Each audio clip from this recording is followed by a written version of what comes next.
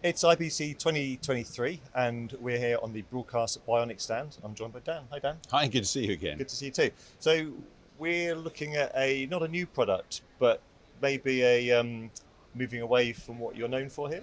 Yeah, so a few years ago, we recognized that a lot of our studio technologies were increasingly useful to smaller broadcasters. And so we came up with the one line of products, starting with CameraOne, which took the talk show technology we've been known about for decades and made that really simple and affordable for almost every scale of broadcaster.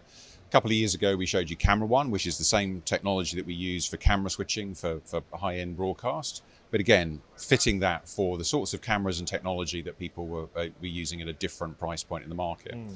And so here at the show, we're showing that same technology, but integrated with the RØDECaster. So here we have two pieces of technology that almost everybody who does podcasting or small-scale broadcasting will recognize, the RØDECaster Pro family and the A10 Mini family. So this is the kind of industry standard audio equipment for podcast, and this is the kind of industry standard video equipment. So what we took was our CameraOne product and allowed that to integrate these two together to provide the workflows and the capabilities of a fully switched studio. So here we can see some ISO videos that we've recorded. If we open the faders on the RØDECaster, then that tells our software to begin automatically switching cameras. So that audio is going into the RØDECaster. We're watching that just over USB from the ASIO driver that's built into the RØDECaster. And then we're providing a fully camera switched studio using audio on a RØDECaster, going via a computer, and then we're sending IP messaging to the A10 Mini. So just very simple HDMI cameras into the A10 Mini, microphone straight into the RØDECaster, USB to a computer, and suddenly this is a fully camera switched, fully automated production. We can even use these little buttons here to tap, to do for like mute graphics or to change modes, etc. So we think that the way content is being created is really changing, and who is creating that content, the level of content creation is really fantastic now. But we want to take the workflows that we've had in full-scale broadcast and really fit them all the way down to a price point and a technology that's really accessible.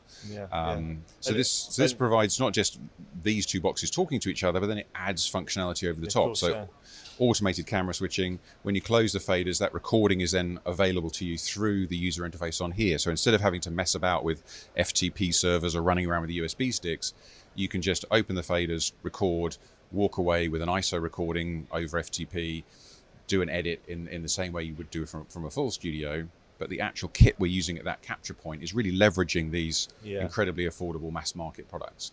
Exactly. So is this opening your products up to a new market, or is it just offering your current customers more functionality? I'd like to think both. We are seeing, I was at the BBC the other day and saw a couple of these. They're, they're looking at the spaces where they could use this technology. So I think traditional broadcasters are definitely looking to generate more content at a different price point, because traditional broadcasters realize that if you can monetize content at a price point, you can increase the amount of content you can create and make revenue from. But likewise, there are new broadcasters or new content creators who can use these technologies now if we can make it work with the equipment that they probably already have. Yes, I was going to say, are you selling it as a suite of packages, or do you sell your software and then they bolt it onto existing hardware they've already got? Yes, at the moment we sell our software. I mean, some of our resellers around the world may well be Rode or A10 Mini. We certainly sell the A10 Mini typically with CameraOne about 50% of the time. But yeah, we hope that people will see, I've already got one of those, I've got one of those. Why not plug it in? Why not plug this in and get the benefits of the workflow and efficiencies? Fantastic. Available now? Available now from the show, yeah. Fantastic. And where can people find out more information? We're just bionic.radio. Fantastic. Or, of course, they can come to Hall 8C81, I'm reading on the floor there. Fantastic. Dan, thank you very much indeed. Do check out their website for everything on the RØDECaster and the CameraOne products for Broadcast Bionics, and do look out for the other videos we're doing with them at IBC.